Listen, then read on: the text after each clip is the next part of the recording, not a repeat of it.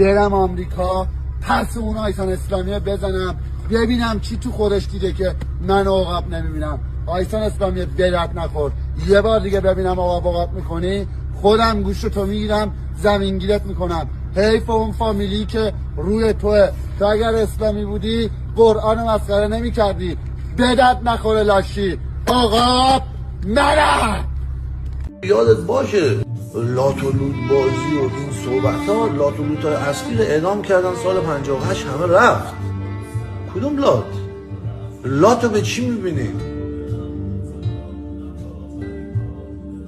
لات پدر من قدیر اسلامی میگن لات 50 سال داره با مردم پولشو میخوره، ولی وقتی وضعش هم خراب میشه دوباره میره از مردم میگیره.